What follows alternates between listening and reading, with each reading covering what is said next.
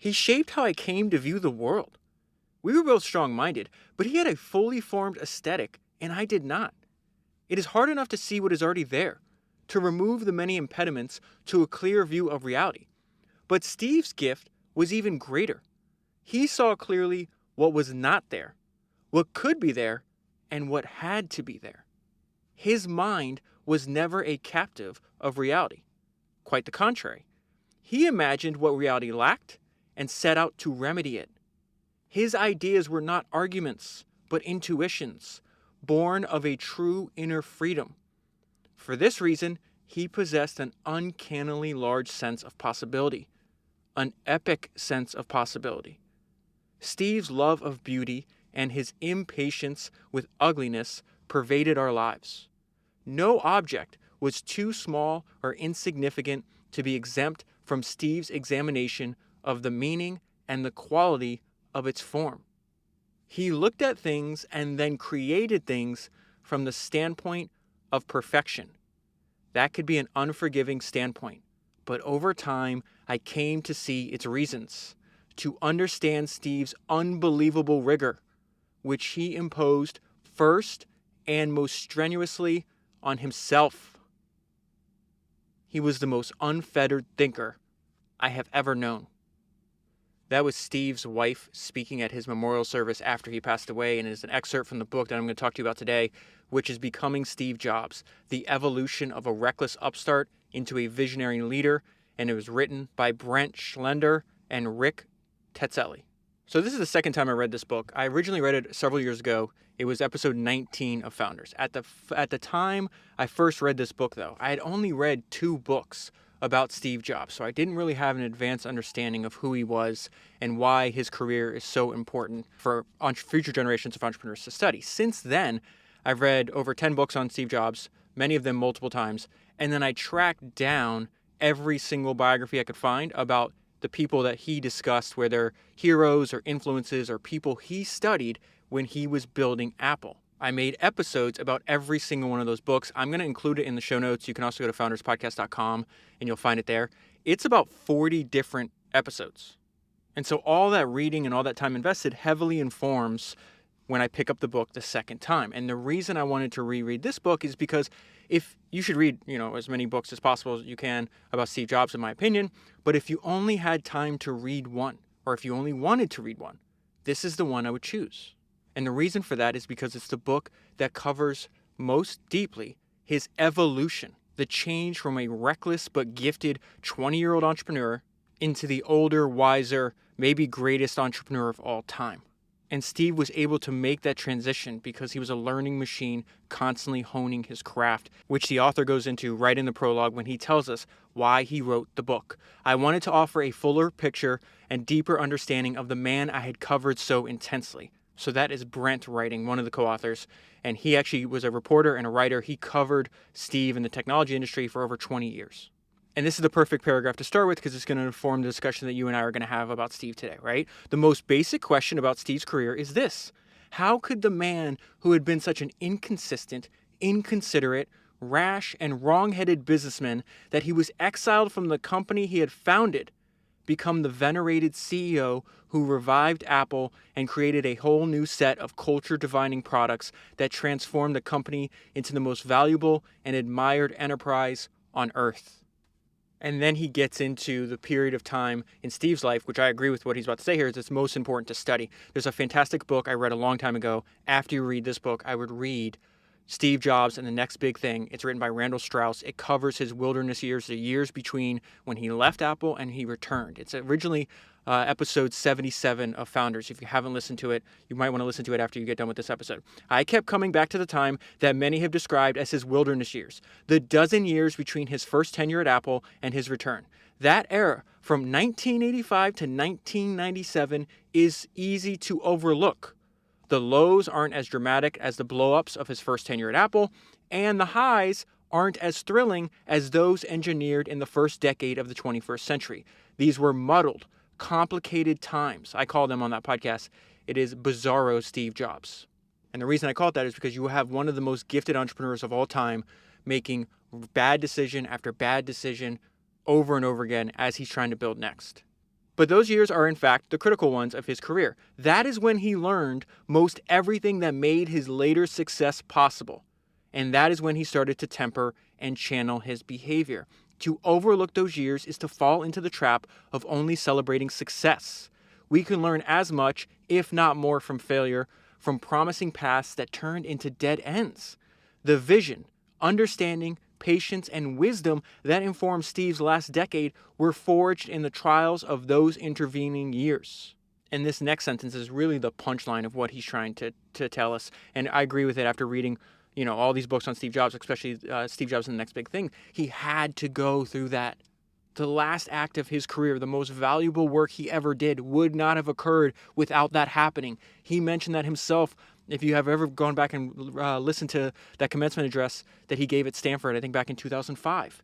The failures, stinging reversals, miscommunications, bad judgment calls, emphasis on the wrong values, the whole Pandora's box of immaturity were necessary prerequisites to the clarity, moderation, reflection, and steadiness that he would display in later years. And yet, even as you read about that time period, and he's making, you can clearly see in hindsight, what, Steve, that's a terrible idea. Why are you doing that? You are impressed by his unwillingness to quit. His perseverance was remarkable. Driven and curious, even when things were tough, he was a learning machine during these years. And finally, I want to wrap up this section before I go to what I think is one of the most important events that happens in Steve's childhood. Really, you can think about this next section is like why the book is aimed at becoming Steve Jobs. And I wanted to include this because I really believe this right now, this paragraph, this is the process that you and I are in the middle of. Most of the people that you and I study on the podcast are dead. Their story is written. You and I are writing our story now. Steve is a great object lesson in someone who masterfully improved his ability to make better use of his strengths and to effectively mitigate those aspects of his personality that got in way of those strengths. His negative qualities did not go away, nor were they replaced by new good traits, but he learned how to manage himself. So let's go to when Steve was 5 years old. His father was a middle class, maybe lower middle class mechanic, craftsman. He made furniture and he also rebuilt cars on the weekend. And even from a very young age, he taught his son to take pride in the quality of what you're making. And later in the book, and I'll talk to you about it later, there is a conversation that's happening between Steve Jobs and Johnny Ive. And they're having a discussion on how are we going to define success at Apple? How do we know if we can consider the work that we're doing success? Like what are the metrics that we're actually going to agree on? And I think the conclusion they arrive at is the correct one. And that discussion is completely informed, in my opinion, by what's happening when he's a young kid and the lessons that his father taught him. He taught his son the paramount value of taking one's time, paying attention to details, and since Paul was anything but rich, putting in the legwork to hunt for spare parts that were a good value. He had a workbench out in his garage. When I was about 5 or 6, he sectioned off a little piece of it and said, "Steve, this is your workbench now." He showed me how to build things. It really was very good for me. He spent a lot of time with me, teaching me how to build things. Paul is also raising his son in the right area. This is the area that's now called Silicon Valley. This is in the late 1960s and early 1970s. And this talks about the people that they're interacting with. This area attracted highly educated electrical engineers, chemists, computer programmers, and physicists who were drawn to the region's blossoming semiconductor, telecommunications, and electronics company. Living there, a curious child could easily develop a much deeper sense of the leading edge of technology than those growing up elsewhere in the country. So you can combine the environment with what his father's teaching. He's like, listen, everything around you was built by somebody else. And these are not great mysteries. You can learn to take them apart. You can learn to prove them. You can learn then to build your own things that add value to other people in the world. The implicit promise in all of this was that anything could be figured out. And since anything could be figured out, anything could be built. And that is so important because about 12 years after this is happening in Steve's life, he's hanging out with Steve Wozniak and he's like, hey, we can also build our own computer. Other people are building computers. We don't have to build them the way everybody else is doing it, but we can actually build a computer and sell it. That was Steve Jobs' main contribution, and sell it to other people. And so I want to go to where Steve Wozniak and Steve Jobs are having this conversation, and where Steve makes a calculation based on arrogance. And he wound up being correct. This is really important. So at the time, for simplicity's sake, we can just think about what Wozniak is building as a computer. He's working at HP at the time, and he's like, hey, Steve Jobs, we can't make our own computer. Why don't we pitch this to my employer? Like, they might want to manufacture a version of this concept. And the reason I say it's a calculation based on arrogance is because Steve has no education, no experience, no contacts, no resources, and very little money. And he's like, we don't need HP. And this is what he says. He didn't think Woz needed HP. He thought he and Woz could develop a business of their own. That business, that idea, eventually morphs into Apple. And the premise, the idea behind what's happening here, you and I have seen over and over and over again in the history of entrepreneurship. I use that maxim as a way for me to remember it because it came from that book, The Fish That Ate the Whale. I just reread that book. It's episode 255 if you haven't listened to it.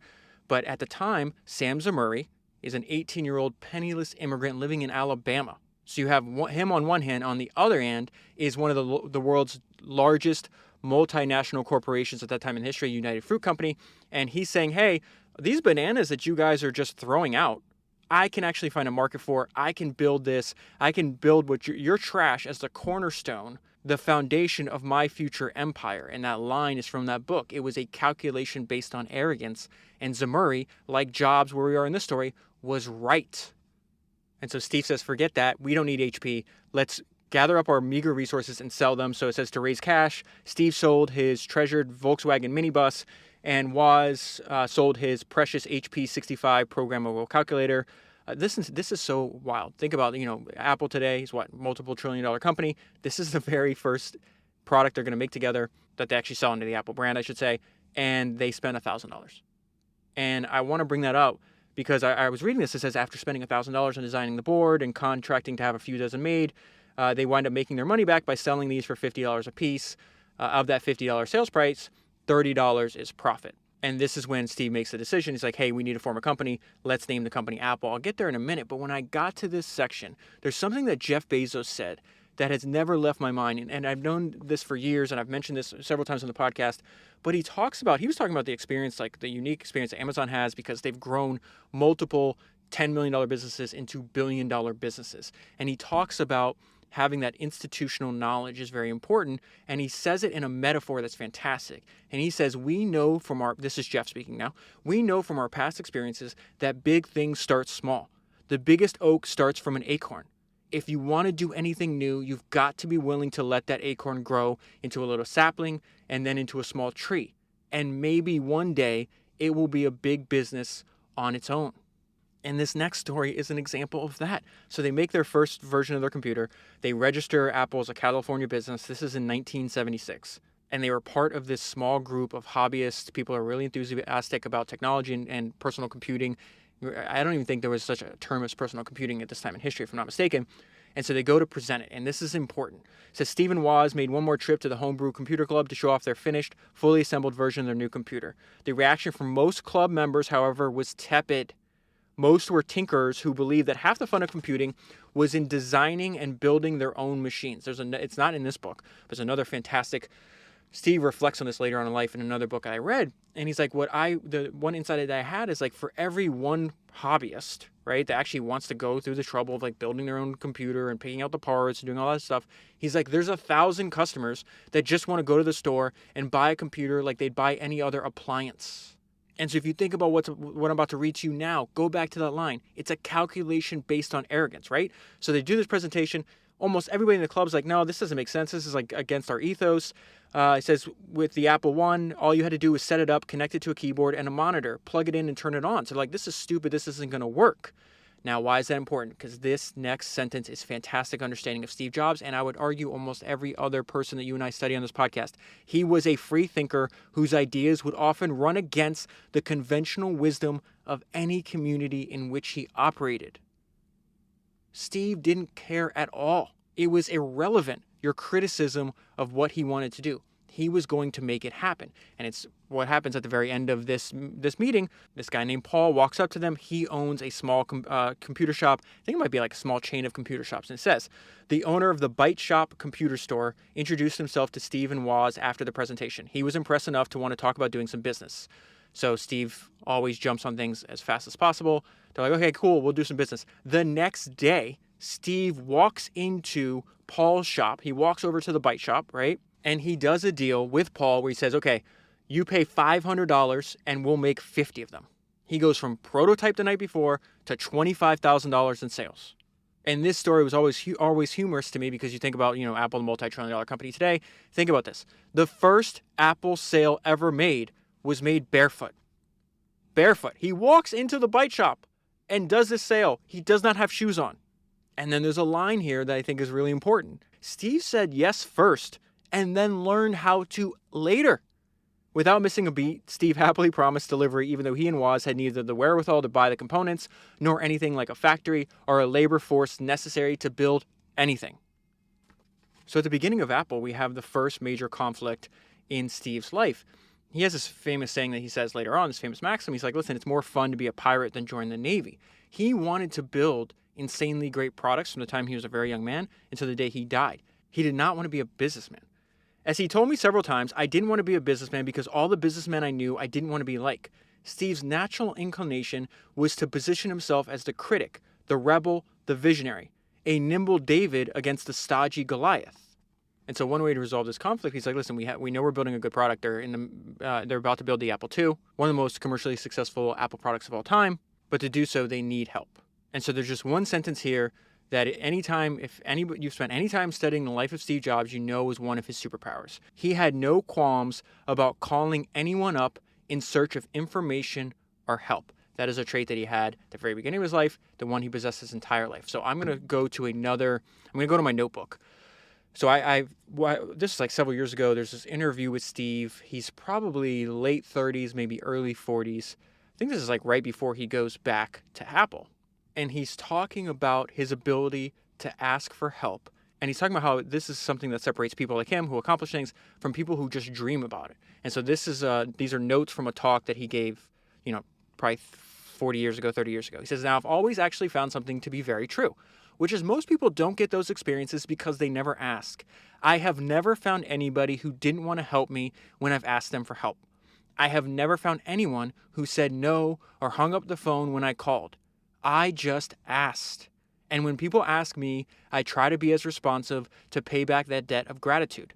Most people never pick up the phone and call. Most people never ask. And that is what separates the people that do things from the people that just dream about them. You got to act, and you got to be willing to fail. You got to be ready to crash and burn with people on the phone, with starting a company, with whatever. If you're afraid of failing, you won't get very far. And I think a key part here is the fact that Steve had a deep belief in the excellence of what him and Woz were building.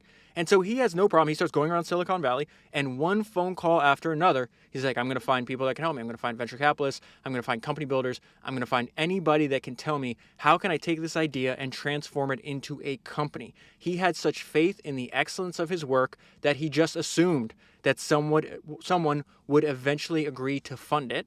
And the way I think about that is like, how can I take that idea and never forget it? First, you believe, and then you work on making other people believe too.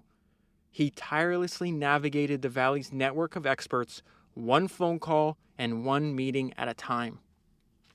And so then we skip ahead in the timeline and we see these two main ideas that I want to talk to you about, which is this is about the evolution of Steve Jobs, the fact that he was not static, he changed. And that Steve, like every single other one of history's greatest entrepreneurs, spent their very valuable time studying the great entrepreneurs that came before them. That is why there's almost 40 episodes on Steve Jobs and the people he studied in the archive. Listen to this. Steve developed a reputation as an egomaniac who wasn't willing to learn from others. It is a fundamental misunderstanding of the man, even during his youngest, brashest, and most overbearing years, the time in history where we are, in Apple's history and in Steve's life history. While Steve didn't yet have the skills to build a great company, he admired those who had pulled it off, and he would go to great lengths to meet them and learn from them. Now, this is Steve talking about the lessons he learned from some of technology's greatest entrepreneurs and company builders, right? None of these people were really in it for the money. Dave Packard, for example, left all his money to the foundation, obviously one of the co-founders of HP. He may have died the richest guy in the cemetery, but he wasn't in it for the money. Bob Noyce, co-founder of Intel, is another. I'm old enough, so this quote that I'm reading you from Steve Jobs. This comes towards the end of his life, so he's reflecting back on it. He says, I'm old enough to have been able to get to know these guys before they passed away, is what he's talking about. I met Andy Grove, who was then the CEO of Intel, when I was 21. I called him up and I told him, there's his superpower again, right? He's just going to call you on the phone. He winds up calling Bill Hewlett, which is David Packard's partner, obviously, when he was like 12 or 13 years old, because everybody's name and number used to be in the white pages. So he had that just proves like his level of, I guess, aggressiveness or his like default aggressive nature. He just calls him up. He's like, hey, I'm just 12 years old. I'm Steve Jobs. I'm trying to build a frequency counter. You guys have parts for them. Will you give me parts? And Bill winds up laughing, and then not only gives him the parts, but gives him a job during the summer to assemble frequency counters at HP. So it says, I'm old enough to have known to be able to get to know these guys. I met Andy Grove, CEO of Intel, when I was 21. I called him up and told him I had heard he was really good at operations and asked if I could take him out to lunch. I did that with Jerry Sanders, founder of Advanced Micro Devices, and with Charlie Spork, founder of National Semiconductor, and others. Basically, this is the main reason I'm telling you this and why it's so important that you and I do the same, whether we do it in person or whether we have to use, these people mentor us in like an historical context, which is exactly what books are. Basically, I got to know these guys who were all company builders, and the particular scent of Silicon Valley at that time made a very big impression on me. And on the very next page, he talks about the person I've spent, right before I reread this book, I spent probably 10 days reading. It's got to be close to 1,000 pages on Edwin Land. I just reread 3 books on Edwin Land. They're the last 2 episodes. Obviously, there's 5 or 6 episodes on Edwin Land in the archive, and this is the reason. It's because we have, in my opinion, Steve Jobs is the greatest entrepreneur to ever live, and he's saying, hey, this is my hero. This is the person I patterned my career off of. I just was interviewed on a podcast and a newsletter with my friend Frederick, and something he asked me, which I don't know if it'll make it in there, but he's like, why do you read books? Like, it's not, you don't just read one book on a person. Like, he mentioned Edwin Land. He's like, you read 5 books on Edwin Land. He's like, essentially, like, what is wrong with you? I told him I can't help it. I have to read. Once I find something interesting, I have to read every single thing I can find on him. I've just always been like that. Some were heroes like Edwin Land. Steve admired many things about Land. His obsessive commitment. Now, this is Steve talking about why he admired, one of the reasons he admired Edwin Land. His obsessive commitment to creating products of style, practicality, and great consumer appeal. And his reliance on gut instinct rather than consumer research. And the restless obsession and invention he brought to the company he founded. That is Steve describing Edwin Land. Come on. You could take out Edwin Land's name, put in Steve Jobs, and it still holds true. Steve had an obsessive commitment to creating products of style, practicality, and great consumer appeal. Steve relied on gut instinct rather than consumer research, and Steve had a restless obsession and an invention that he brought to the company he founded. I never get tired of hearing stories like this. I absolutely love it. I'm going to move ahead because I want to hit on another thing. Again, this is not a summary of the book. These are just the ideas that I want to remember, the ideas that I think I can use in my work, the ideas I know you can use in your work. And this is the idea. Like, the storyteller, one of my favorite quotes of Steve Jobs is like, the storyteller is the most powerful person in the world. And storytelling is a skill like anything else, and one that you can practice and get better at. And so listen to how good. Now, obviously, we all know, you've probably seen a lot of the product demonstrations and the interviews that Steve did later in his life. He was also gifted. Now, he's a better storyteller later, obviously, but he was gifted. Listen to the storytelling ability he has as a 22-year-old. This is remarkable. There is a long and wonderful quote from a New Yorker piece in late 1977 that offers rich proof of Steve's fully formed verbal mastery. It was written at a time when the average reader knew so little about computers. So the magazine's reporter is at a computer conference, right? And he finds a young Steve Jobs manning the Apple computer booth. And so he walks up to him, and let's go into Steve's verbal mastery. I wish we had these personal machines when I was growing up, Jobs tells him, before continuing on for a total of 224 words. This is a masterclass in marketing, sales, and product positioning in 224 words, in my opinion. People have been hearing all sorts of things about computers during the past 10 years through the media. Supposedly, computers have been controlling various aspects of their lives. Yet, in spite of that, most adults have no idea what a computer really is or what it can or can't do. Now, for the first time, people can actually buy a computer for the price of a good stereo, interact with it, and find out what it's all about. Consider the camera. There are thousands of people across the country taking photography courses. They'll never be professional photographers, they just want to understand what the photographic process is all about. Same with computers. We started a little personal computing manufacturing company in a garage in Los Altos in 1976. Now we're the largest personal computer company in the world. We make what we think of as the Rolls-Royce of personal computers. It's a domesticated computer. People expect blinking lights, but what they find is that it looks like a portable typewriter, which, connected to a suitable readout screen, is able to display in color. There's a feedback it gives to people who use it, and the enthusiasm of the users is tremendous. We're always asked what it can do, and it can do a lot of things, but in my opinion, the real thing it is doing right now is to teach people how to program the computer. That's the end of the 224 words. Then this Brent's interpretation of what just occurred is fantastic, so I'm going to read that to you as well. The reporter asked if Steve would mind us telling his age, 22. Speaking off the cuff to a passing journalist, Steve finds so many ways to demystify for the average person the insanely geeky device that he and Woz had created. He understood their fundamental fear that computers may take over too much of modern life. He sympathizes with their ignorance. He offers several analogies, which is how most people think. Analogies are an extremely useful way to get ideas into other people's brains. He offers several analogies to comforting examples that they will understand. Typewriters, cameras. Indeed, he makes using a computer seem no more complicated than taking a photograph. Going so far as to call the Apple II domesticated, and yet he elevates. This is his gift. It's incredible that he was able to do this so at a young age. Listen to this. This is about the product positioning part I mentioned earlier. And yet he elevates both his company and its computer into something aspirational. He links this machine made a few months ago by some disheveled California misfits to Rolls-Royce, the 73-year-old paragon of sophisticated industrial manufacturing and elite consumer taste. He even calls Apple a world leader, an absolutely unprovable claim that rockets the little company into the same league as IBM, which was then the industry's giant. He was an extraordinary speaker, and he wielded that tool to great effect. So that's the upside of young Steve Jobs. Let's go to the downside, or one of the downsides. This is the dividing line in Steve's life. If you're not valuable to his work, you are completely replaceable. And so this is somebody describing Steve at this point.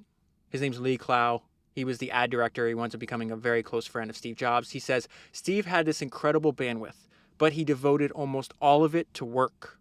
And this is pre-evolution of Steve, right? He's so much better at dealing with people, at leading people, at building a company in the second return to Apple than he was in the first. And he made a mistake that you and I know not to make, because when we went over Estee Lauder's fantastic autobiography, it's back on episode 217, she made the point multiple times in that book, and I think I brought it to your attention multiple times in that episode, to never underestimate the value of an ally.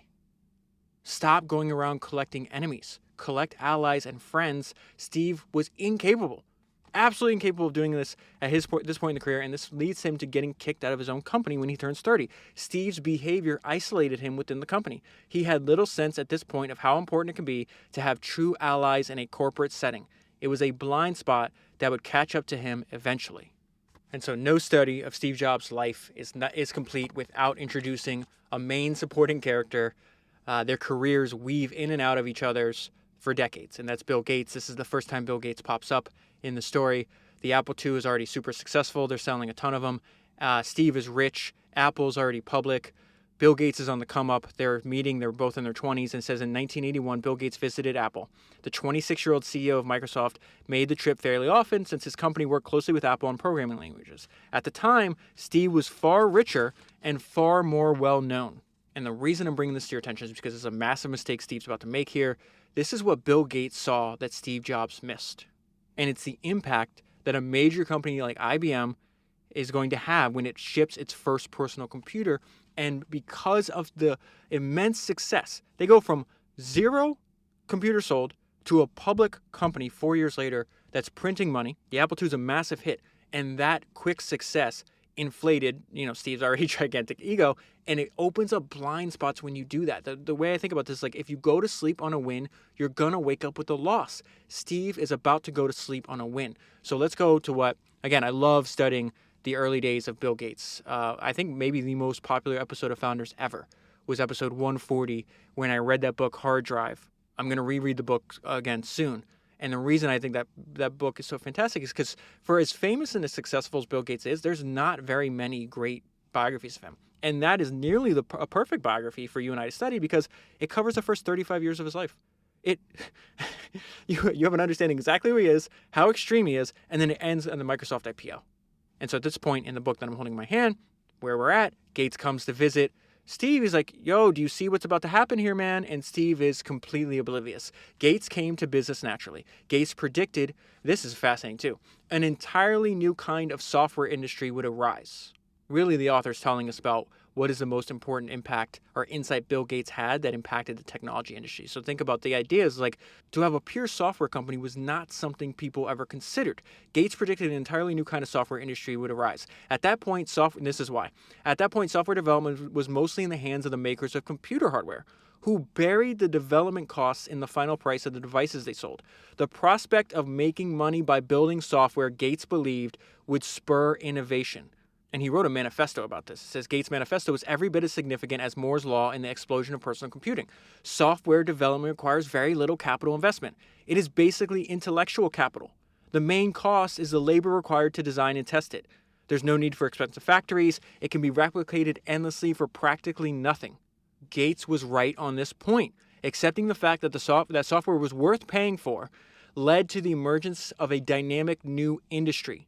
This was Gates' greatest contribution to the world, and it's so amazing he saw this before anybody else did. Think about how much economic value comes from software today. Like, it's incalculable, right? And what's crazy is, like, he had this idea back in the 1970s. Microsoft winds up being the first company in history. I always found this fascinating. It's the first company in history to sell $1 billion of software in 1 year. And part of being able to do that is obviously he's relentless. I think I called him on that podcast. There's so many people that have sent me messages over the years about I called Bill Gates, young Bill Gates, that he was Genghis Khan dressed as in a Mr. Rogers costume. And I don't know where that came from, other than when you read the book, it's clear like he's one of the most ruthless and relentless entrepreneurs in history. And you wouldn't picture that like looking at him. And people even knew that when he was 21. Somebody else said that he was in this fight over there was like some kind of lawsuit going on, and on the other side of the lawsuit is this new company and Bill's former partner. And Bill's former partner is like, dude, this is not going to be easy, us fighting this guy. They took a look at, they're like, this is some 21-year-old kid nerd with shaggy hair. He's like, we'll eat him alive. And he said it was kind of like Churchill thinking he could deal with Stalin. So I wasn't the only one to realize how extreme he was at that age. So let's go back to this, though. So it says, listen, he was right. The idea that the software is worth paying for, that you can build entire new businesses around it, entire new industries that can enable so much more if you get it out of the hands of hardware makers, was Gates' greatest contribution to the world. It was his role as the first champion of the concept that software itself had value. And again, I don't think you probably become the first, or you found the company that becomes the first company to sell $1 billion worth of software without arriving at that insight before most people, even like before a lot of other people. Like, there is an advantage to just arriving at insights that is completely at odds with the existing nature of the industry that you're operating in, right? Steve had always decided, and this is the problem. So they're having this conversation, and, IBM's, this is 1981, IBM's shipping his first computer, and Steve's like, this is irrelevant. No one's going to choose that ugly piece of thing over this, like, piece of art, this master result of this master craftsmanship that we have made here. Steve had always derided Big Blue, IBM, as a lumbering monstrosity, and truly believed that no discerning buyer would ever prefer a computer from IBM to one made by Apple. Gates, on the other hand, knew this might be the beginning of something big.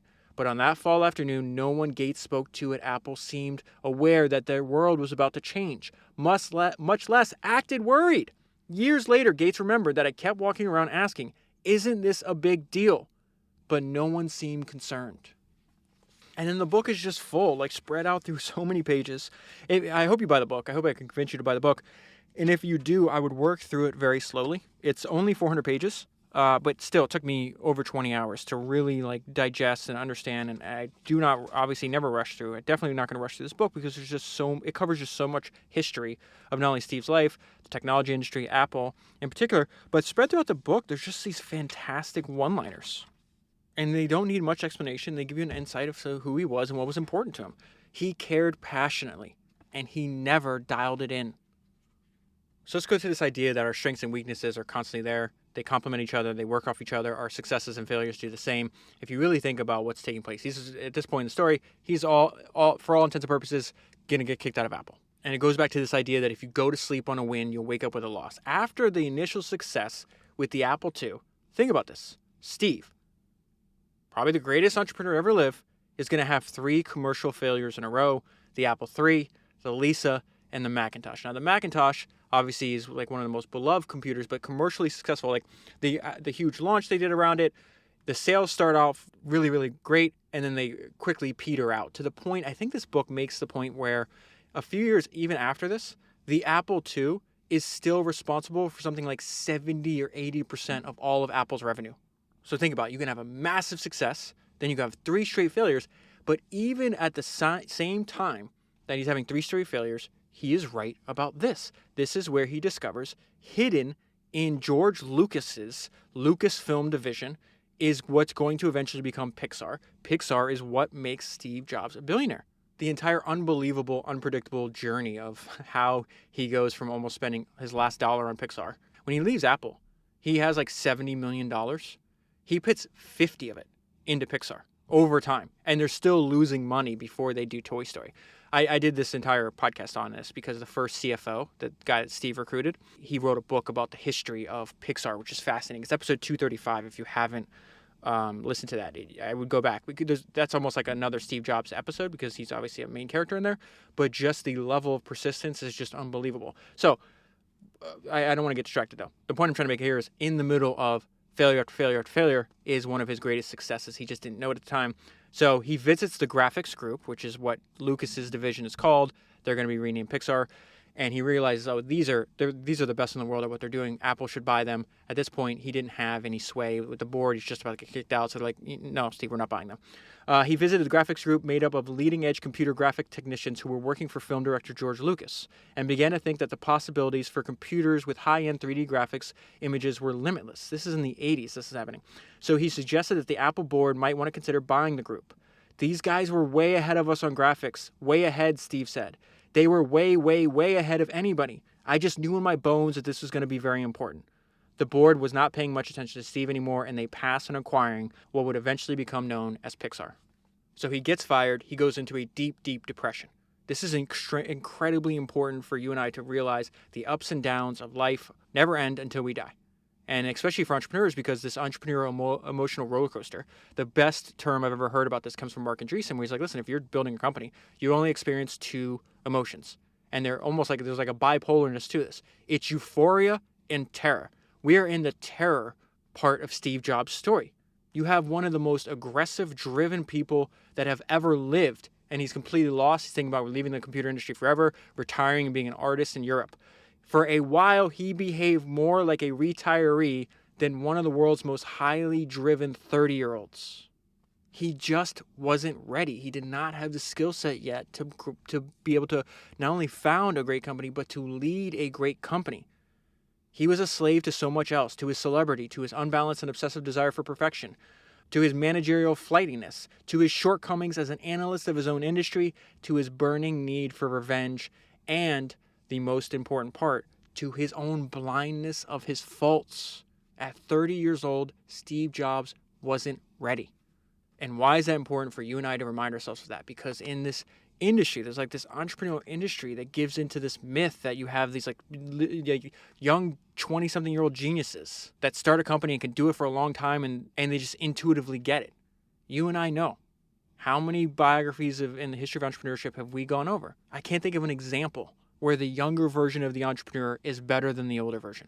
That doesn't mean you can't have success as a young person. Doesn't mean obviously you can't start a company, you can manage, you can do it for decade after decade. But if all these entrepreneurs, if we could dig them up from their grave and ask them, at what point in history do you think, at one point in your life, do you think you were the like a peak of your powers, the best? They're not going to say when I was 20, when I was 25, when I was 30. A main theme of this podcast that is rooted in like my subconscious now is that time carries most of the weight. And in nearly every case, you could have a 40 or 50-year-old version of the entrepreneurs that you and I study, and if we were able to have them do a one-on-one battle for their 20 or 25-year-old version of themselves, they would kick the living shit out of them.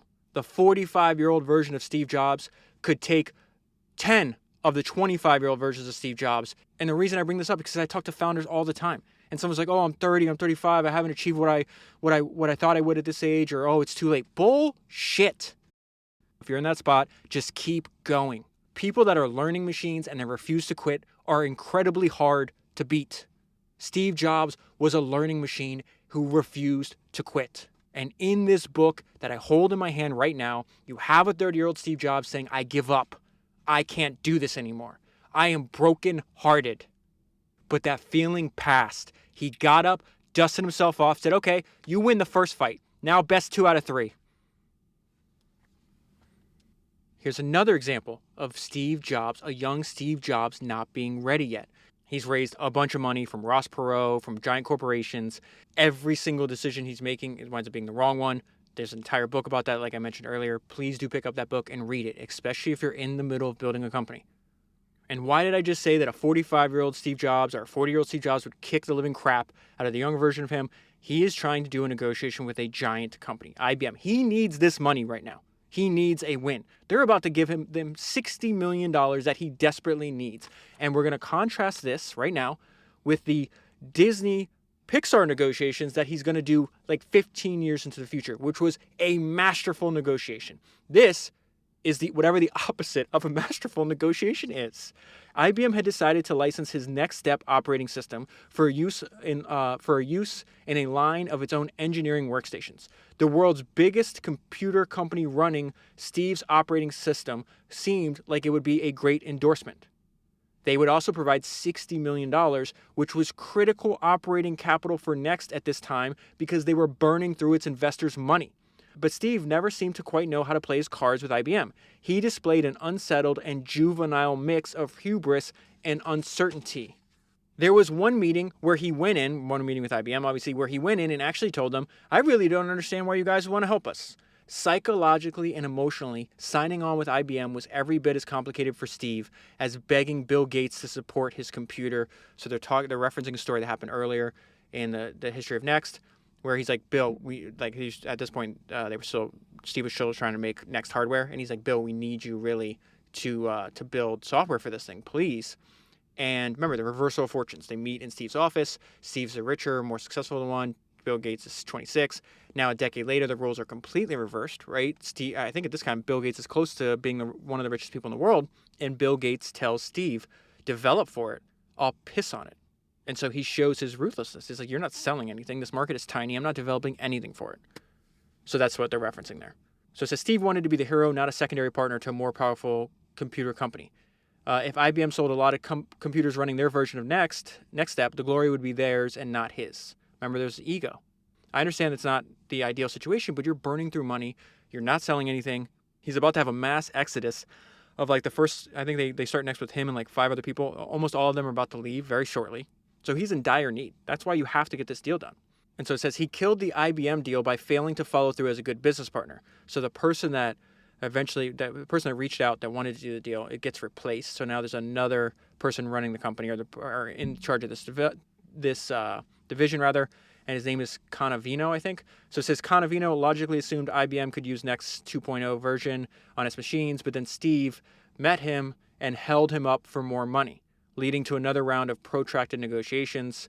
And they say Steve overplayed his hand. This Canavino guy got pissed off, and he just stopped taking Steve's calls and just abandoned the project. And what this book does wonderfully is comparing and contrasting. When he's making every wrong decision at Next, right? He's in the middle of a giant failure. Another part of him was spending time at Pixar. And Pixar, the experience he has at Pixar, is everything for Steve's growth as a leader and a CEO later on when he goes back to Apple. At Pixar, he would lay the foundation of 2 of his greatest strengths: his ability to fight back in times of distress and his ability to make the most of an innovation that put him ahead of anyone else in that field. In other words, it taught him how to keep his head and fight back when cornered, and how to run like the wind in the open field, and it became the place where he really learned. And this is so important, what they're about to, the point they're going to make right here. Albeit slowly, so he's really learned, but slowly and reluctantly and against his natural instincts. This is the evolution. Remember, becoming Steve Jobs, the evolution of a reckless upstart into a visionary leader. This is the beginning of the evolution. He began to go against his natural instincts that sometimes the best management technique is to forego micromanagement and give good, talented people the room they need to succeed. The co-founder of Pixar, the guy that wrote Creativity Inc., Ed Catmull, taught Steve Jobs more about management than anyone else in his entire career.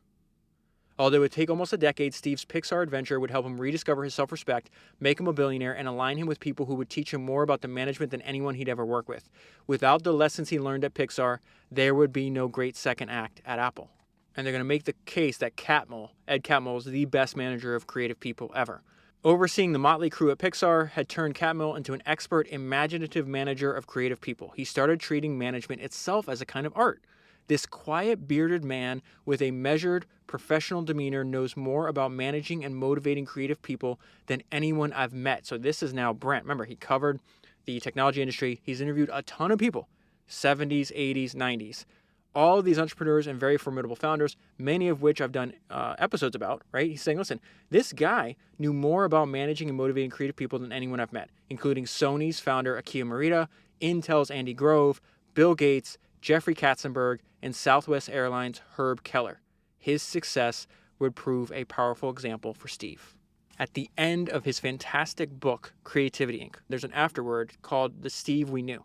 I think it's like 20 or 30 pages, and he just tells the story of his relationship with Steve. And he's just like, the Steve that's reported about in the news, his public persona, this is after he passed away, obviously, is not the person that I worked every day with. They had the longest uninterrupted partnership in Steve's life. It was like 25 or 26 years, 24 years, something like that. And so I just want to pull out one or two things that Catmull says in this book because I think this is so important. Over time, Catmull became perhaps the keenest observer of Steve Jobs. Listen to what he says. He's like, this reckless, jerky, asshole behavior that Steve was known for when he was in his 20s and 30s was true, but it was a deficit of skill. This blew my mind. Catmull saw potential for change. There were times when the reactions against Steve baffled Steve. I remember him, meaning Steve, sometimes saying to me, why are they upset? What that said to me was that he didn't intend to get that outcome. This is the most important sentence of what Ed is telling you and I. It was a lack of skill as opposed to meanness, a lack of skill of dealing with other people. And so I already mentioned earlier the fact that how many investors would have done that? The idea is like, I have 70 million. I believe in this. My main company, Next, is not doing well. I'm going to dump 50 million of the 70 million I have into Pixar, and I'm still writing checks every month. Every month. The crazy thing is, up until they do this distribution deal, the original distribution deal with Disney, Steve is floating the company every month. It's just like, there's no end in sight here. And so this is just a few sentences. And it just jumps off the page if you've done any studying about Steve Jobs, Pixar, Next, Ed Catmull, and everything else. And so we go back to what Catmull says. Steve once told us that he had nothing to prove when he started Next, Catmull recalls. Now, I don't believe that for a second. We knew that he had everything to prove with Next. We were the only other gamble that he took. And he said we turned out to be such a handful to begin with that he stopped taking any other gambles beyond those. Now, I'm going to pause there before I get to my second point because I want to make the first point here. This is remarkable. He didn't know. If you think about what's taking place and what Catmull just told us and where we are in the history of Steve Jobs' life, Steve did not know then. But these two bets were all he needed. Pixar is going to make him a billionaire a few years from now. Next gets him back to Apple. And then the lessons he learned in his wilderness years helps turn Apple into the most valuable company in the world. Then we get into Catmull's next point. Steve's main reason for keeping Pixar alive was that he still believed in this little band of geniuses and their leaders. Even though the business seemed to be going nowhere. He had great admiration for Catmull's business and management expertise, and then the other co-founder is Lasseter, which is probably the greatest animator of all time. And Lasseter was one of those rare geniuses who can always make life seem full of possibilities. What's the second point there? Everyone tells you, bet on small groups of smart people. Bet on small groups of smart people. Steve actually did it. And then there's a caption in the photo overlay in the middle of the book. You see Ed Catmull's face. The caption is the perfect summary of what I'm trying to get across. Watching Pixar's president Ed Catmull, Steve absorbed a series of lessons about managing a creative corporation that became the foundation of his evolved is another way to think about that, right? His moderated behavior upon his return to Apple. At this point in Pixar's history, they're still trying to sell, I'm pretty sure they're still trying to sell computer hardware. There's actually their computer is named the Pixar computer. That's where the company's name came from. What Ed and Lasseter, what Catmull and Lasseter really want to do is they want to make the world's first computer animated full feature-length animated movie. And so to show off some of the things that their storytelling ability and what their hardware and their technology could do, they would do these little short films. They could be like 5 minutes long, 8 minutes long. But this is just a paragraph, but there's so many lessons embedded in here. If me and you can pause for a second and really think about what's happening, okay? So main thing here is like Edwin Land, who you and I have just discussed the last 2 weeks. Edwin Land made a lot of non-economic decisions. Steve did too. When Lasseter had gone to Steve to get approval for the budget of a short film called The Tin Toy, Steve's response had been, just make it great. Tin Toy winds up winning the Oscar for the best short animated film. It's incredible. So then Steve winds up, after they win the Oscar, he takes everybody out that had worked on the short film to dinner. And this is now a part of his life, at least for one night, where we have the euphoria aspect of the entrepreneur emotional roller coaster. Euphoria and terror. At least for one night. This is the euphoria. He was so proud, Lasseter said. I remember grabbing the Oscar and putting it right in front of him at dinner. You asked me to make it great, I told him. There you go. That was the dinner where I met Laureen. This is going to wind up being his wife. I think it's just his girlfriend at this point. Yep, that's right. She and Steve had started dating a few months earlier. We just loved being with the two of them that night because Steve was so clearly in love. He had his arm around Laureen all night, and he was so happy. So full of feeling like everything is champagne bubbles in your life. He was so excited. He had won an Oscar, and he had this marvelous woman. And so this is the note I wrote myself when I got to this part of the book. Pause here. Think about this. This is 1989. He has at least 6 to 7 years of intense struggle ahead of him. He has already gone through 4 years of stagnant failure, and that is after having his heart ripped out by losing the company he founded. This is my punchline to myself that I want to share with you. It is one thing to know that you have to persevere. It is another thing completely to actually do it. And something that's going to help you persevere is a lesson that Steve learned directly from Pixar and their process in making movies, which can be applied to building any product or any company. And this is what he learned. Creative thinking at its best is chock full of failures and dead ends. And Catmull says, when you're out there on the edge, some things go right and some things go wrong. If nothing is going wrong, you're fooling yourself. And Steve believed that. And Steve's receptive to learning from Ed because he believes in Ed's mind. I liked him from the very moment I met him, Steve told me. He found him an intellectual match. Ed is a quiet guy, and you can mistake the quietness for weakness, but it's not. It's strength. Ed's really thoughtful. This is all Steve talking, okay? Ed's really thoughtful, and he's really, really smart. He's used to hanging around with really smart people. And when you're around really smart people, you tend to listen to them. What did Michael Jordan tell us, right? I told you when I read Michael Jordan's biography, his 700-page biography. It's called Michael Jordan, The Life. It's all the way back on episode 212. That book changed my life. That's a main theme that Michael would say over and over again. He's like, I'm not too dominant. You have one of the most, maybe the best at his job than anybody's ever been at their job, right? Then you have one of the most aggressive and dominant, like alpha personalities, so like alpha male personalities, right? And yet he's telling you over and over again, he's like, I'm not so dominant that I don't listen. Successful people listen. Those that don't listen don't last long. That is a quote from Michael Jordan. What are we hearing this? When you're around really smart people, you tend to listen to them. Steve listened. He listened to Catmull. Steve was constantly trying to learn.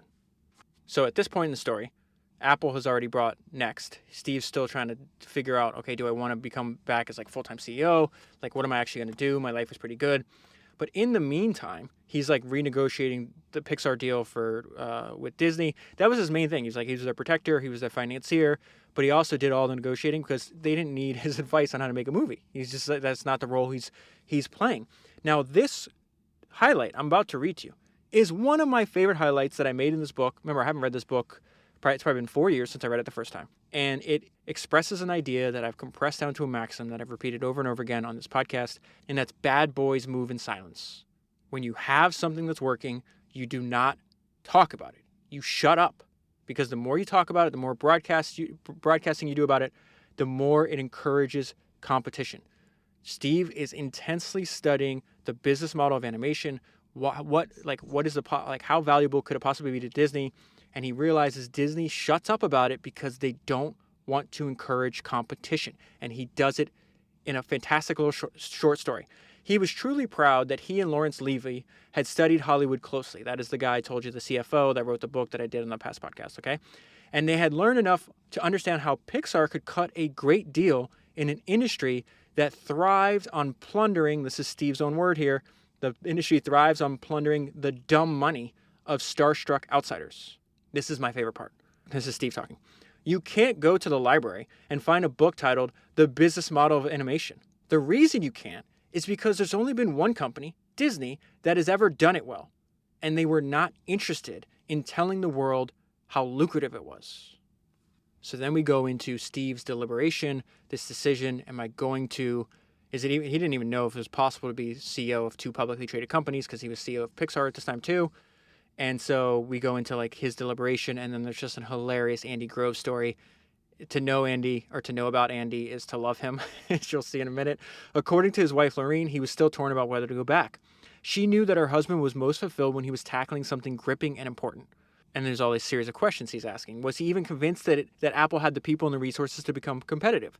Did he really want to work that hard now that he had a young family? Did he want to risk what was left of his reputation? Steve didn't know it at the time, but his indecisiveness was actually the kind of breakthrough. Steve was developing a more nuanced, measured approach to decision-making, more about his evolution, right? The point of the book is to study his evolution, to realize who you are today is not going to be who you are in your final form. Steve was developing a more nuanced, measured approach to decision-making. Then Steve called his friend and confidant, Andy Grove. Steve told Grove that he was torn about whether or not to return as Apple's CEO, and wound his way through his tortured deliberations. Grove growled, "Steve, I don't give a shit about Apple. Just make up your mind." And then he hung up the phone. And that helped Steve make the decision because he's like, oh, I do give a shit about Apple. This is the CFO of Apple at the time describing why it had to be Steve. We needed a spiritual leader that could bring Apple back as a great product and marketing company. And nobody else great who had those skills was going to take on Apple at that time. We had to have Steve. Again, the founder is the guardian of the company's soul. Steve was the guardian of Apple's soul. Then I want to bring up another point. One of my favorite stories, again, I think speaks to this evolution of Steve, where, remember, he was complicating a deal that he desperately needed done with Next and IBM. He completely overcomplicated it, moved too slow, messed it up, right? Now he's coming back to Apple. They're losing a bunch of money. So he calls up Bill Gates, and this is Bill Gates on Steve's simplicity. And Bill does a fantastic job of comparing and contrasting the way Steve negotiated a deal with the way that the previous CEO, Gil Amelio, did.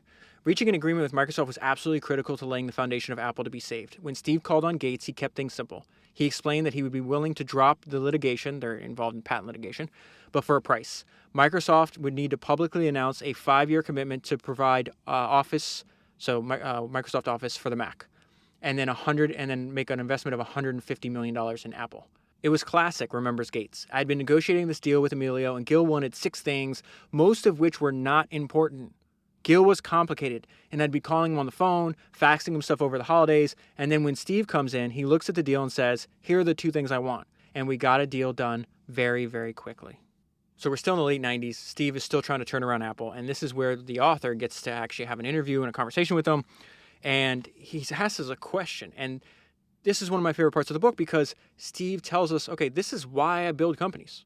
And he has a line in here that's just fantastic. He says, the company is one of the most amazing inventions of humans. So it says, one day I asked him if he had come to enjoy the process of building companies, now that he was trying to do so for the 3rd time. No, he said, as if I were a fool.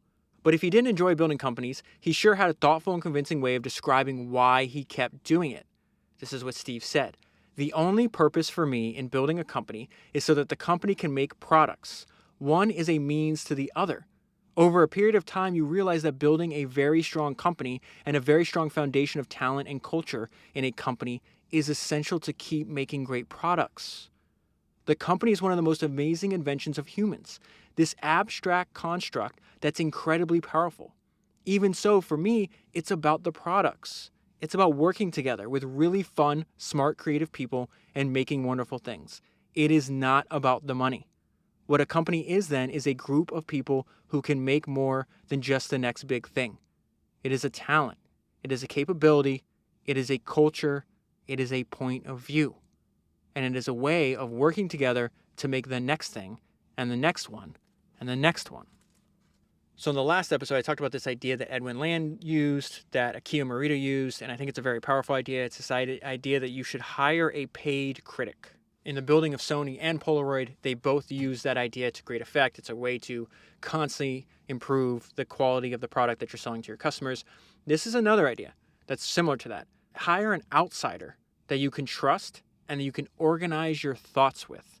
So there is, and I'm going to go into how he uses this idea, but something I learned from when I read Katharine Graham's fantastic autobiography. That was back on episode 152.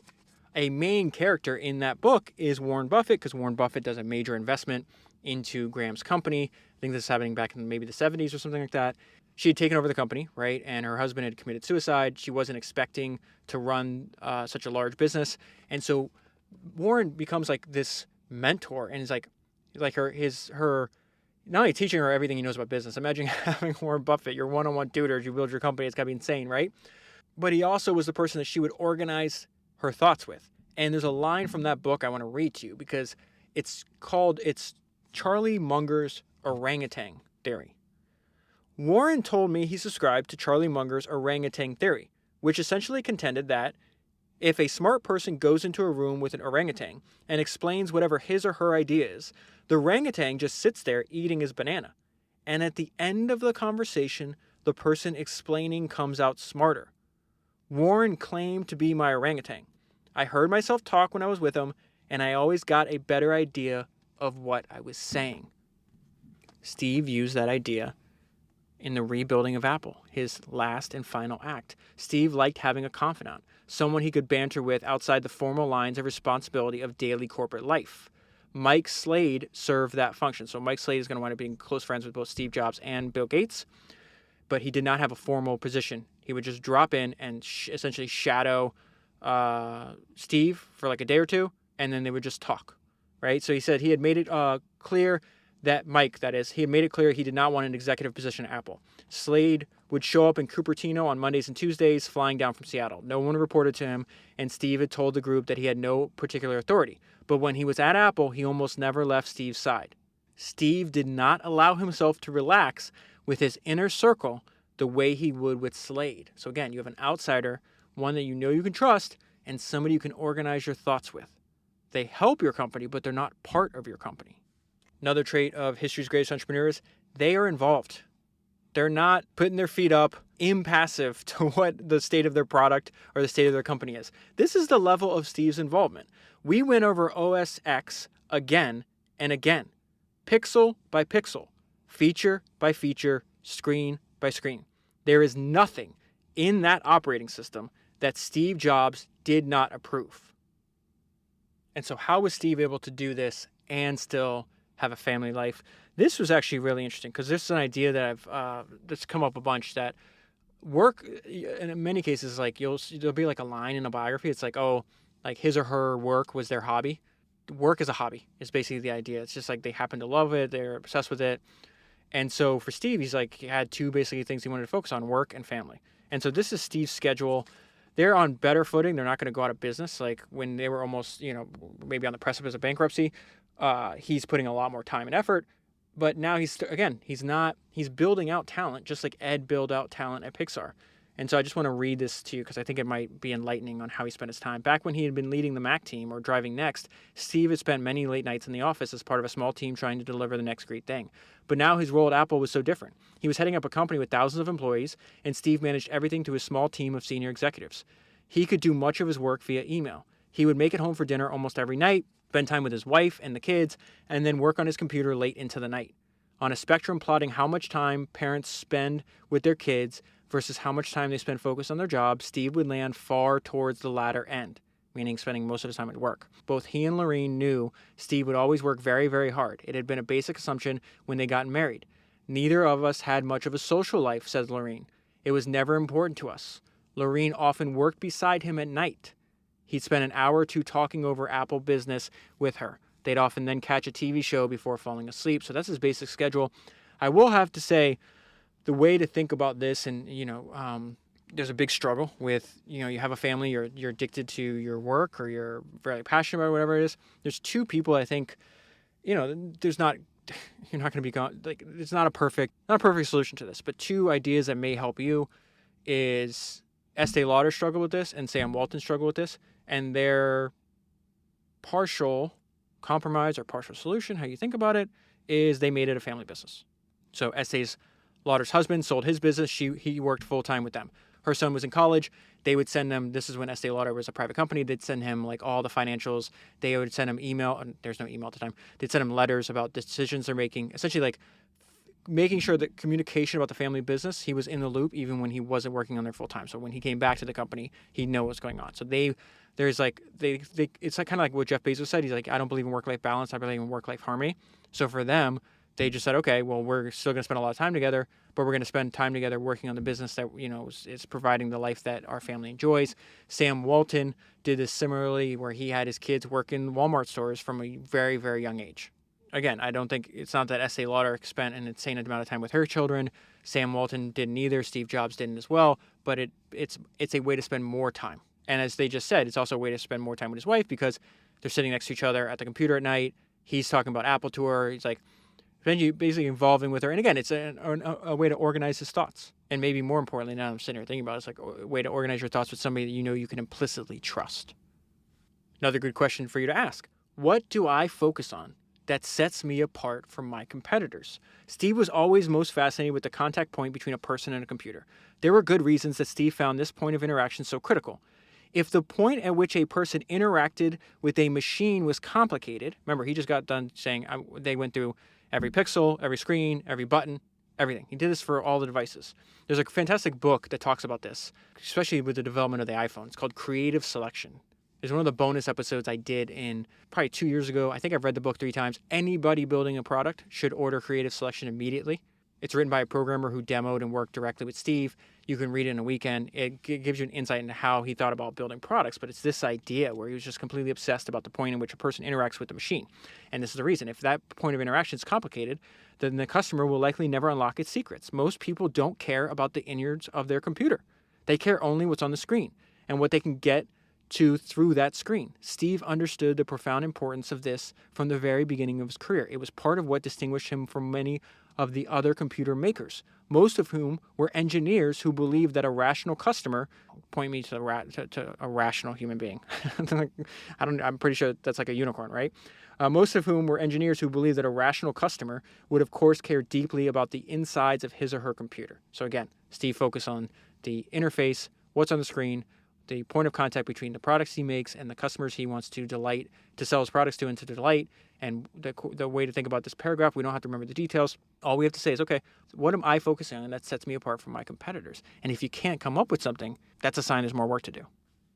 Another main theme in the career of Steve and almost every other entrepreneur we studied, they're obsessed with control. They do not want people in between them and their customers.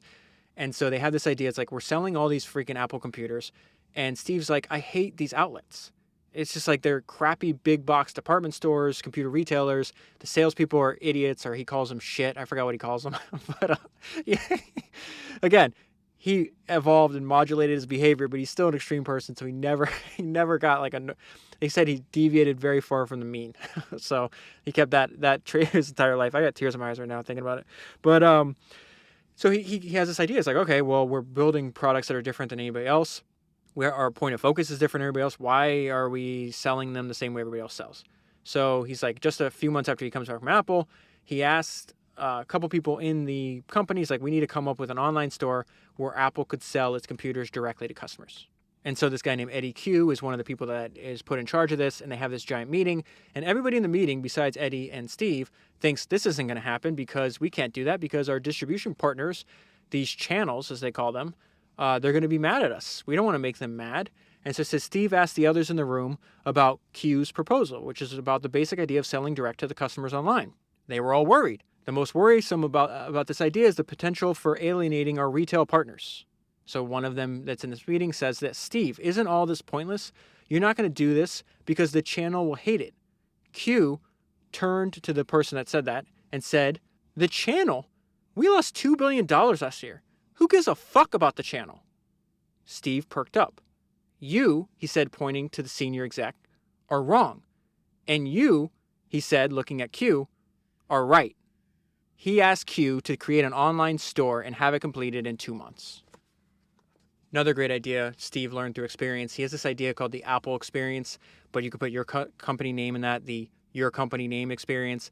And it's the fact that every single experience a customer has with your company will either add or subtract from that customer's impression of your company. And so that's why Steve obsessed about every single interaction point, not only with the customer in the screen and the device, but also as simple as uploading a credit card or paying for something. Literally every single time the customer interacts with your company, look at that point and eliminate any points of friction or unhappiness that can cause a withdrawal from your company's reputation with that customer. Steve had begun calling this the Apple experience. Steve understood that every interaction a customer had with Apple could increase or decrease his or her respect for the company. As he put it, a company could accumulate or withdraw credits from its reputation, which is why he worked so hard to ensure that every single interaction a customer might have with Apple, from using a Mac to calling customer support to buying a single from the iTunes stores and then getting billed for it, was excellent. So then I just stumbled across this fantastic paragraph, which describes it just cannot believe from the state of Apple was in 1997 when he comes back to now. They've revamped the line, they've increased profitability, Tim Cook's got inventory under control, their product line is actually understandable as a consumer. They're starting to, they've at one point only saw themselves as a computer company. Now they're starting to make little devices. In fact, what was remarkable is the building of the iPod. They considered it making a computer peripheral is the term they put on it, which is akin to making a printer. That is a massive success. Then they build the iTunes store, and they're building all these other things around this. But the point is that they lack the skills as a company to do so. And then once they get the more they gathered skills, the more they gathered learning, it opened opportunities and unlocked opportunities they couldn't see. And so this is why I'm gonna preach this from the rooftop as much as I can, and maybe even make a shirt and sell it. Is just time carries most of the weight. Stay in the game as long as possible. Let me just read this and hopefully it makes sense to you. It is so hard to remember, given Apple's string of hits, the resulting ubiquity of its later products, and the dominant role it eventually assumed in our culture, that this rise was entirely unexpected and a surprise even to the people who engineered it. One little thing led to another. One success, one particular challenge could spur thoughts about another product or a different iteration of an existing product or a whole new channel of revenue. As Steve liked to say, you can only connect the dots of how things really happened in hindsight. Another idea that I think you and I can use, Steve the synthesizer. Steve did not like the idea of relegating all forward-looking tinkering to a separate area. Apple did not have a formal research and development unit per se. Instead, research projects flowered in pockets all around the company, many of them without Steve's blessing or even awareness. They'd come to Steve's attention only if one of his key managers decided that the project or technology showed real potential. In that case, Steve would check it out, and the information this is, oh my goodness gracious, this is so important. I'm going to read this part 2 times. In that case, Steve would check it out, and the information he'd glean would go into the learning machine that was his brain. Sometimes that's where it would sit and nothing would happen. Sometimes, on the other hand, he'd concoct a way to combine it with something else that he'd seen, or perhaps to twist it in a way to benefit an entirely different project altogether. This was one of his great talents, the ability to synthesize separate developments and technologies into something previously unimaginable. That is Steve the synthesizer. That is going to happen the more time you spend on your company. It is also going to happen the more episodes that you listen to founders, the more of these books. This is what Steve's doing inside his company, we're doing for the entire history of entrepreneurship. There's going to be these weird ideas, these weird lines that you hear, these weird stories that you read when you pick up the book that you might use 2 years from now, 5 years from now, 10 years from now. You might use it next week. It might spawn an idea that you have from a previous experience, like, oh, I'll combine the two. All you're doing is exposing your brain, downloading your brain a bunch of different ideas from geniuses. When it comes to their work, the people that you and I are studying on this podcast are geniuses. Think about it. They're so good at what they do, somebody wrote a book about it. That is crazy. And they're doing exactly what's, and I'm trying to do this myself. You're obviously already doing it. I assume you're doing it as well. But that's exactly what Steve's saying. It's like, dude, all these things are popping up over, all these ideas are coming from all these different places. Many of them are occurring without our blessing or even our awareness, right? All these people built our companies. In many cases, they built them and ran them their entire lives before you and I were even born. They didn't need our blessing, and we weren't even aware of it because we didn't exist. Then they come to Steve's attention only if one of his key managers decided that the project or technology showed real potential. In that case, Steve would check it out, and the information he would glean would go into the learning machine that was his brain. Sometimes that is where it would sit and nothing would happen. Sometimes, on the other hand, he'd concoct a way to combine it with something else he'd seen, or perhaps to twist it in a way to benefit an entirely different project altogether. This was one of his great talents, the ability to synthesize separate developments and technologies into something previously unimaginable. And I just realized something now that I'm rereading this paragraph before I read it to you. Embedded in that idea is seeing yourself as just one in a line of the entrepreneurs and company builders that came before you. And so, interesting, a couple days ago when I got to this section for the first time, or I guess the second time because I've read the book twice now, I just pulled out just one paragraph from his amazing commencement speech at Stanford. I felt that I had let the previous generation of entrepreneurs down. He's talking about what he felt like after he got kicked out of Apple, okay? I felt that I had let the previous generations of entrepreneurs down, that I had dropped the baton as it was being passed to me. I met with David Packard and Bob Noyce and tried to apologize for screwing up so badly. I was a very public failure, and I even thought about running away from the valley. But something slowly began to dawn on me. I still love what I did. The turn of events at Apple had not changed that one bit. I had been rejected, but I was still in love. And so I decided to start over. So I mentioned earlier, huge theme of the book is the evolution of Steve. Compared, him needing that deal with IBM when he's at Next, messing it up terribly. And I said at that point, hey, we're going to compare this with his beautiful negotiation. He winds up, you may already know this, but Steve Jobs winds up being the largest single shareholder in Disney.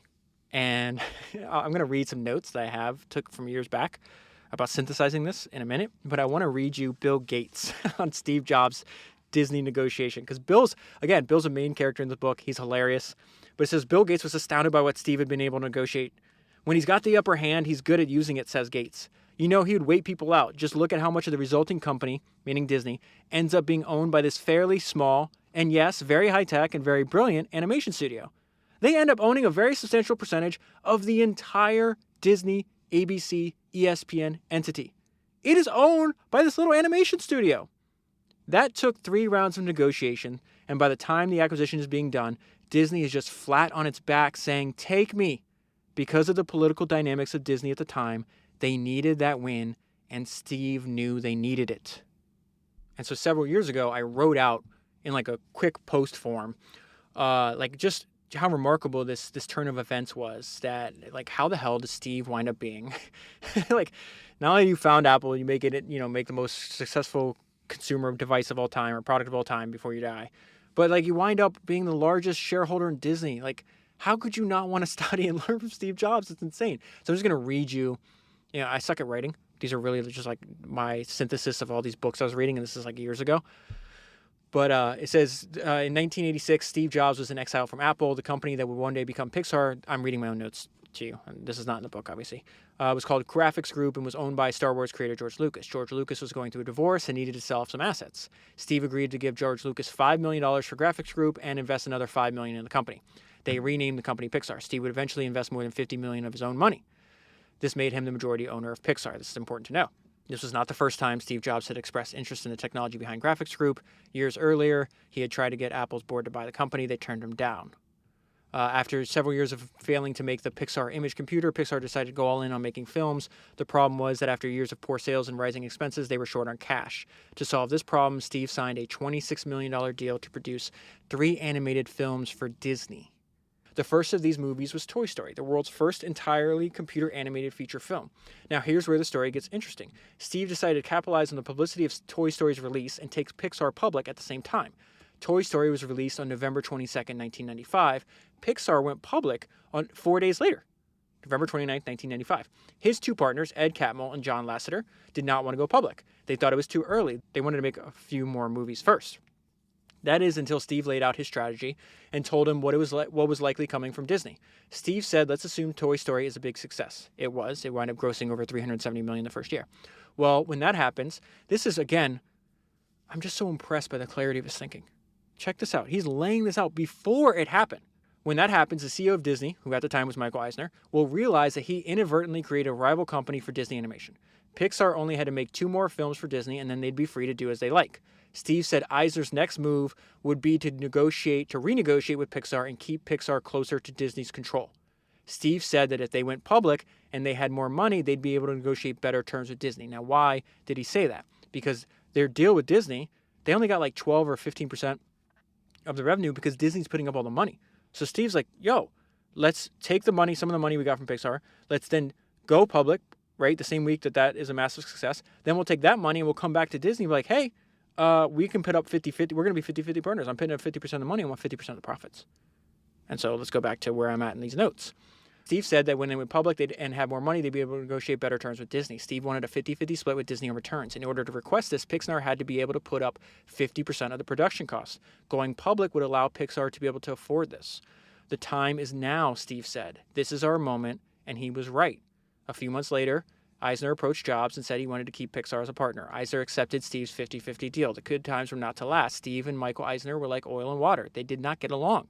A few years later, negotiations broke down completely and Pixar started looking for other partners. Then Michael Eisner got fired. The new CEO of Disney was Bob Iger.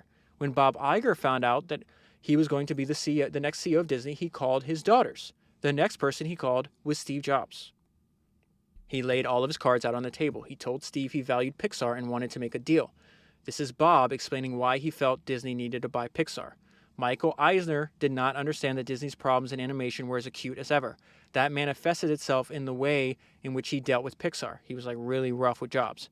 When Iger's like, we can't afford to be rough with them, right? Because we need those assets. We need Pixar's assets. He never felt he needed Pixar as much as he really did. Eisner did. Every negotiation needed to be resolved by compromises. Neither one of them, Eisner and Jobs, is a master of compromise. So that's the mindset Bob Iger is coming into this negotiation when he's about to buy Pixar for $7 billion, right? Still in my notes, by the way. So this is extremely helpful. I should do this more often. Anyways, but wait a minute. How did Bob come to the realization that Disney needed Pixar? You won't believe this. A random parade at Disney Hong Kong made him realize how important Pixar was to Disney. Iger realized, he's standing next to Eisner when this happened. It's just amazing. Iger realized that the only characters in the parade that had been created in the past decade were Pixar's. A light bulb went off. I'm standing next to Michael, but I kept it completely to myself because it was such an indictment of his leadership of animation during that period. After 10 years of The Lion King, Beauty and the Beast, and Aladdin, there were 10 years of nothing.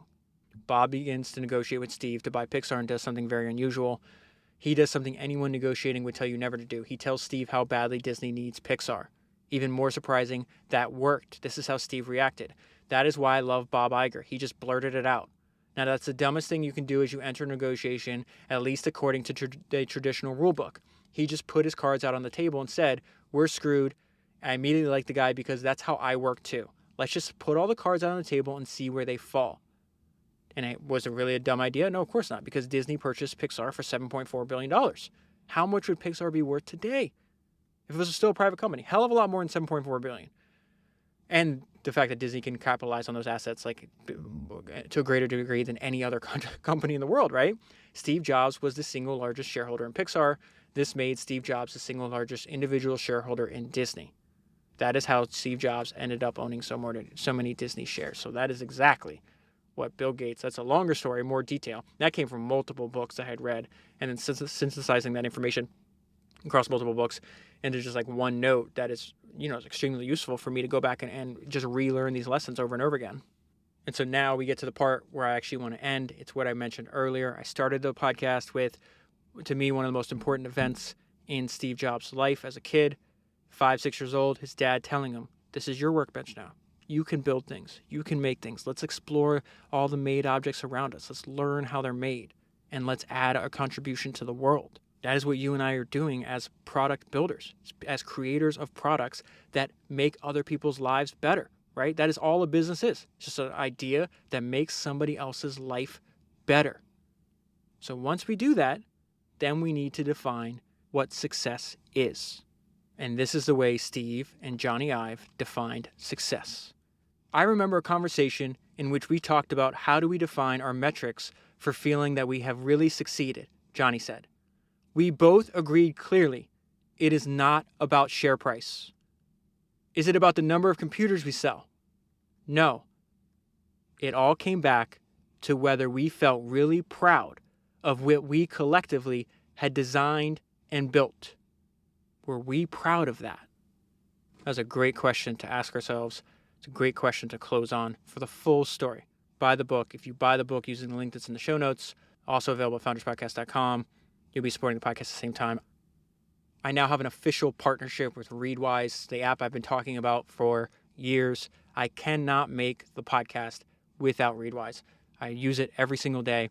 All of the highlights and notes on any book that I've read goes in my Readwise app. As a result of that is a giant database that I can then search. So if there's a quote that comes to mind I can't remember, or sometimes I just sit in front of and using their fantastic search engine, and I'll just put in terms like marketing, distribution, a person's name, a quote that I wanted to remember, and it pulls up immediately. It is the best app that I pay for, and I mean that. One of the founders, Tristan, has been listening to Founders forever. He's actually, I'm pretty sure, the one that told me about this years ago. So normally you get 30 days free if you try Readwise. He's giving listeners to Founders 60 days free. Readwise.io/founders. All the links I ever talk about are in the show notes and also available at founderspodcast.com. That is 265 books down, 1,000 to go, and I'll talk to you again soon.